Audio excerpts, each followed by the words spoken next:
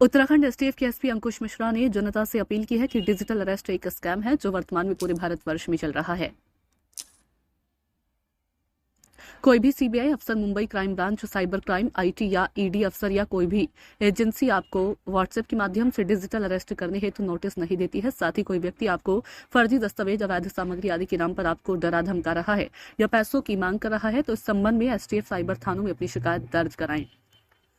उन्होंने कहा कि इस विषय में सभी लोग ज्यादा से ज्यादा जागरूक हो। इसके अतिरिक्त किसी भी प्रकार की लोक लुभावनी अवसरों, फर्जी साइट, धनराशि दोगुना करने और टिकट बुक करने वाले अनजान लोगों की प्रलोभन में न आए। किसी भी प्रकार के ऑनलाइन कंपनी की फ्रेंचाइजी लेने, यात्रा टिकट आदि को बुक कराने से पूर्व उक्त साइट का स्थानीय बैंक, संबंधित कंपनी आदि से पूर्ण वेरिफिकेशन और जांच पड़ताल अवश्य करा ले तथा गूगल से किसी भी कस्टमर केयर का नंबर सर्च न करे व शक होने पर तत्काल निकटतम पुलिस स्टेशन या साइबर क्राइम पुलिस स्टेशन से संपर्क करें। आपको बता दें कि उत्तराखंड की साइबर क्राइम पुलिस टीम ने करोड़ों की साइबर धोखाधड़ी और डिजिटल अरेस्ट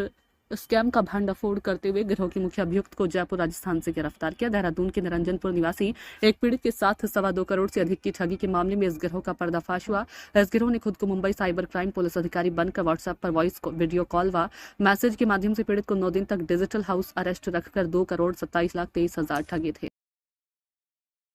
इसमें इसमें अब वही है कि उस व्यक्ति का तो बोलना होता है कि मैं कुछ घंटे ही हाउस अरेस्ट रहा। वो अमूमन जो हमने ट्रेंड देखा है कि आदमी 2 दिन 3 दिन तक बात नहीं करता, वो इस टाइप से शॉक में रहता है। पर इन्होंने बोला कि कुछ घंटे तक मैं था और इन्होंने जो पैसे ट्रांसफर किए वो अलग अलग बैंक अकाउंट्स में किए। अब ये सारे जो बैंक अकाउंट्स होते हैं उन्हें हम टेक्निकली कहते हैं म्यूल अकाउंट्स, कि आप किसी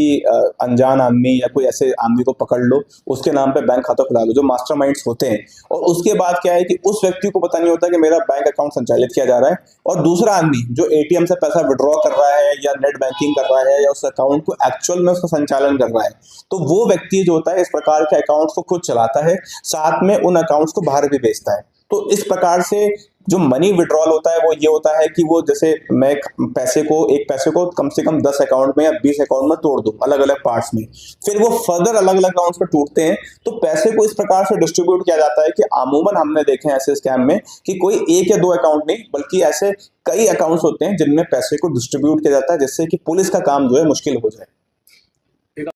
जी जी। और ये क्या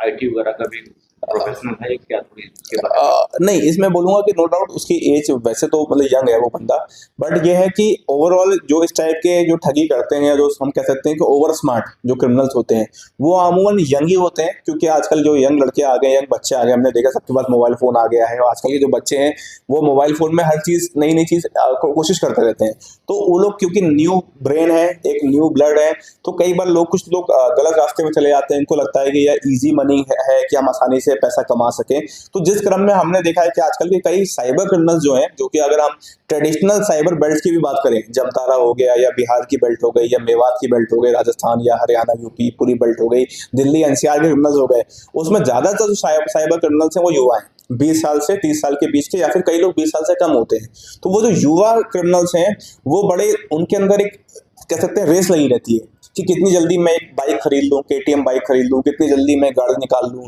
कितनी जल्दी घर वालों के लिए जमीन या घर खरीद लूं। तो वो कहीं ना कहीं मिसगाइड होकर के वो मेहनत का रास्ता छोड़ करके इस टाइप से साइबर क्राइम सोचते हैं कि उनको एक लगता है कि एक ये आसान तरीका है और वो गलत डायरेक्शन में जाकर के क्राइम कमिट करते हैं।